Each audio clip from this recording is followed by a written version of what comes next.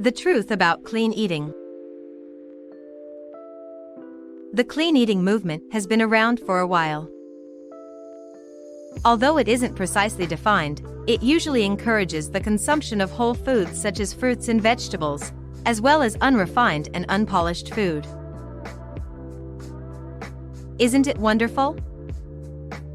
Clean eating, on the other hand, isn't always as healthy as it appears.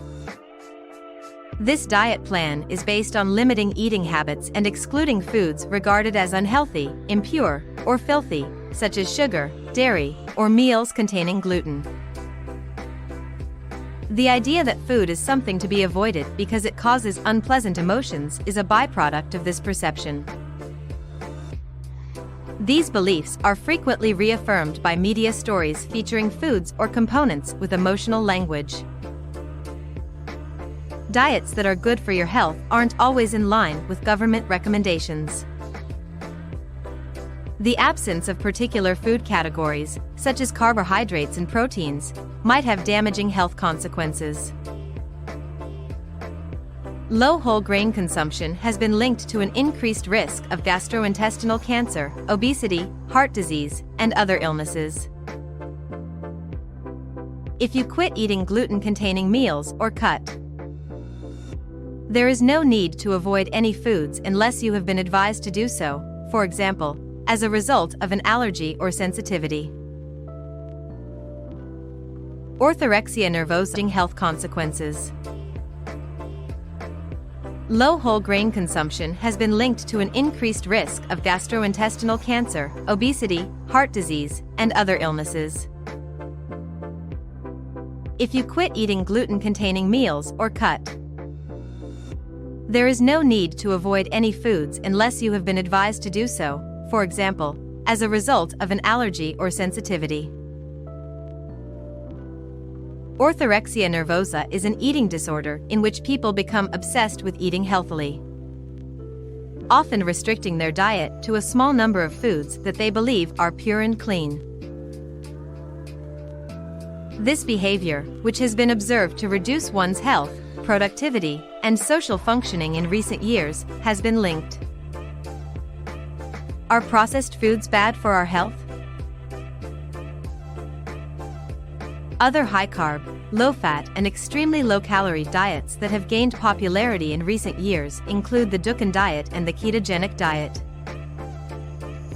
Advocates of clean eating, on the other hand, are critical of processed meals.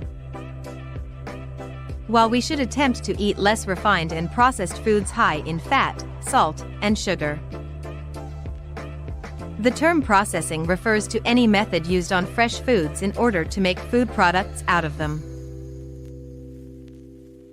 This might include anything from washing to chopping to pasteurizing to freezing, as well as fermentation, packaging, fortification, usage of additives, and a variety of other techniques. While fresh foods have a significant role in a healthy diet, tinned vegetables, for example, can be stored for years and are a handy and inexpensive technique to include veggies to your diet. In recent months, the term ultra-processed foods has been something of a media frenzy. But what exactly is an ultra-processed meal? It's when food is produced industrially and includes more than 5 ingredients, such as fizzy beverages, ice cream, mass-produced bread, infant formulas, and ready-to-eat meals like pizzas. Scientists and health authorities alike have long linked processed foods to a higher cancer risk. In response to sensationalized headlines that claimed that refined meals were responsible for the growing incidence of obesity. However, these observational studies can't determine whether eating ultra-processed food causes obesity or cancer because they only show an association between them. They are simply a hypothesis suggesting that there may be some underlying connections between ultra-processed foods and these diseases, which need further study to establish. In the end, what matters most is variety. Despite the fact that health warnings haven't altered, remain active, Eat a balanced and varied diet, including lots of fruit and vegetables. And limit red and processed meat, high-energy foods, and alcohol intake. It's no surprise that many of us are confused about the impact of specific meals on our health with such dramatic headlines. When it comes to clean eating diets and refined food, keep in mind that no one ingredient is inherently positive or negative.